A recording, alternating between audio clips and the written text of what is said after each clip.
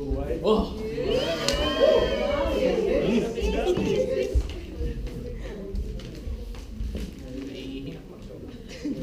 Hello po.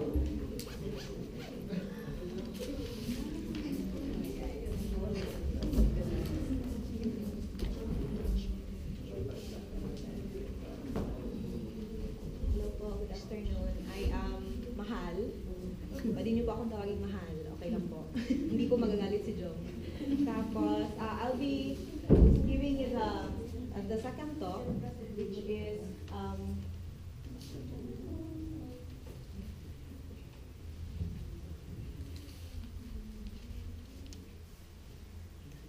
who is Jesus Christ? So, sa kanina po na ano po ni Ate Raquel, how God expresses His love for us by sending His only begotten Son to save us. So, pinadala niya po si Jesus Christ. Pero, sino ba si Jesus Christ? How much do we know about Him? Ano yung nalalaman natin sa buhay niya? We know that He's the Son of God, di ba? So, ngayon po, let's go deeper, further, kung ano po ang life ni Jesus Christ at ano po siya sa history ng mankind. So,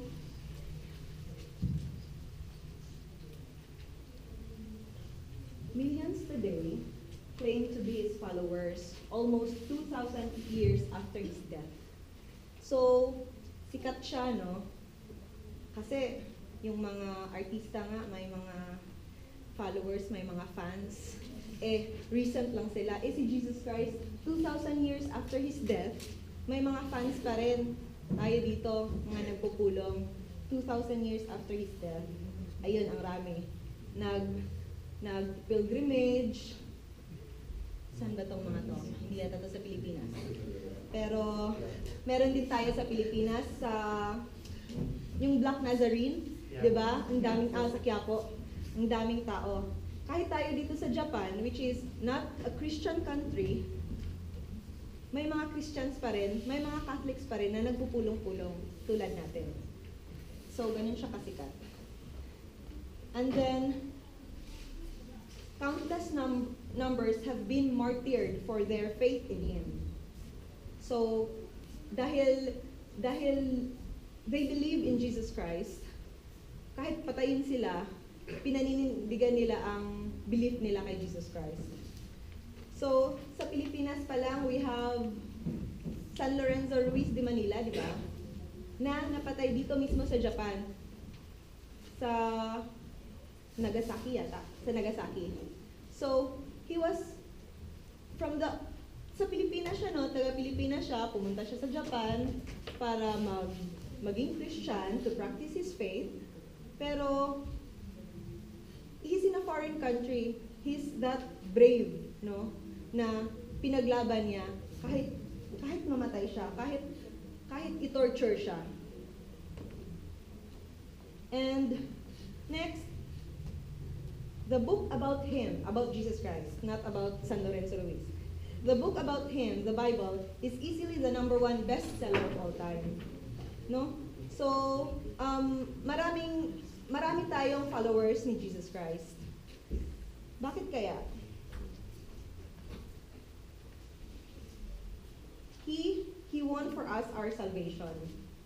No?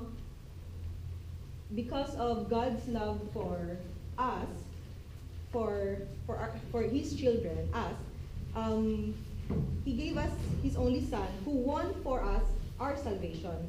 Nagpakamatay siya sa krus. And He restored us to our relationship with God.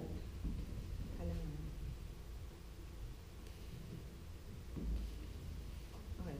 So, He restored us in our relationship with God. And then, He gave us a full and new life. Anong ibig sabihin nito? He gave us a new and full life. So, okay, we'll see later.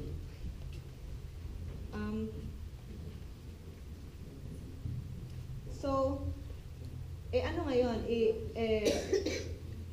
These are the teachings that we get from the church, no? So, he He saved us from our sins. He gave us a full and meaningful life.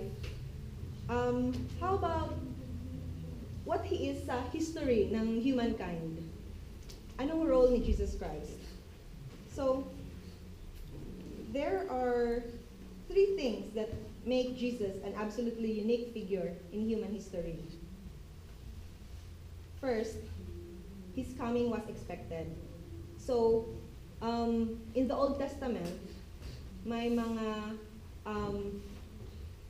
prophets, no, na nagsasabing darating ang Messiah. Let me read here. So, history is full of men and women who have claimed that they came from God. So, simple, if ganun, kasi sinasabi, no, na pinoprophesy, no, na ipapadala ni God yung anak niya. So, in that case, kung may ipapadala man siyang anak, dapat parang mag-warn or may advance notice siya, advance notice na ipapadala ko ang anak ko. So,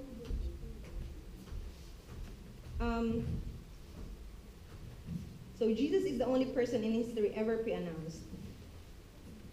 According sa Old Testament, sa Isaiah 7:14, a virgin shall conceive and bear a son, and his name shall be called Emmanuel.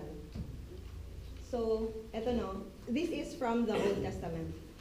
So, and many other instances na sinasabing, pinoprophesy na darating ang Messiah, darating. Even si John the Baptist, somebody will come after me, parang ganun.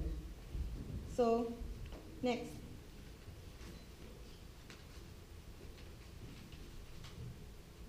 He split history into BC and AD. Di ba, alam natin to? BC, before Christ. And AD means Anno Domini, after death or Anno Domini. Anno Domini means the year of the Lord. So yun. So, right after birth ni Christ, parang ganun kalaki ang impact niya sa history natin. Na hanggang ngayon, ginagamit natin, even sa Japan, although ang Japan, they have their own year, di ba? Based naman sa emperor nila. Pero, kahit ang Japan, nire-recognize ang Roman year. Alam nila kung ano yung 2016, 2015, ganun. So, ganun ang impact ni Jesus Christ.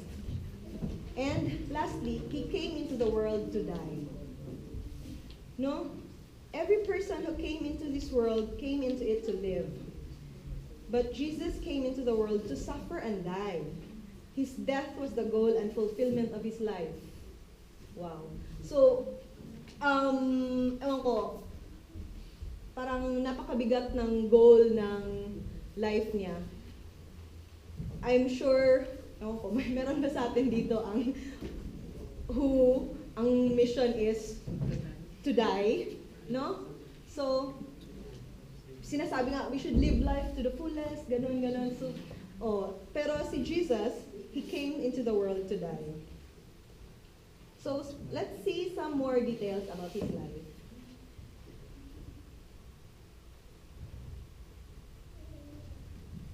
Jesus was a young carpenter in Nazareth. No?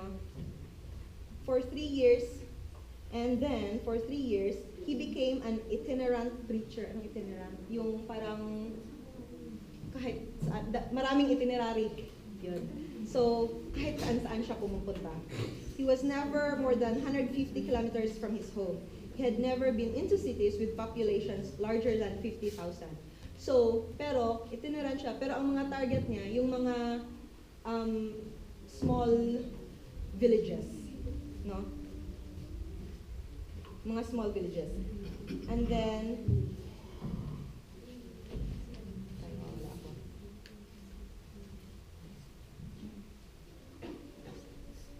he did not have an army like Alexander the Great. So, simpleng tao lang siya. Yung, kung dito pa, taga Minamiringkan, or taga Yamato pumupuntang Atsugi, Parang ganun. So, hindi siya tulad ni Alexander the Great.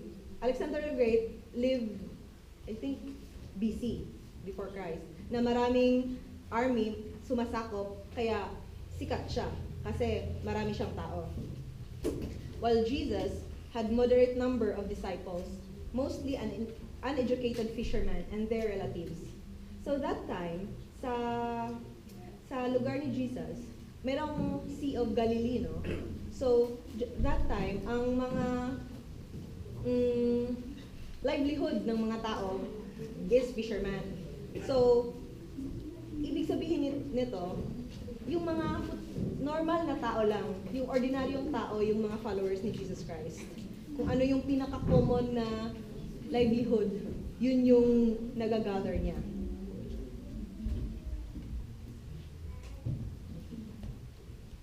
And also, Jesus being a human being, being a man, experienced anger and grief. Okay, I'll read from Mark 3:5. Mark 3, okay, 4 to 5. Basahin ko ng 4 kasi para may konting background. Then Jesus asked them, which is lawful on the Sabbath, to do good or to do evil, to save life or to kill? But they remained silent. Nangyayari ito sa temple while Jesus was preaching. No? He looked around them in anger and deeply distressed at their stubborn hearts, said to the man, stretch out your hand. He stretched out, and his hand was completely restored. So during that, it was a Sunday, no?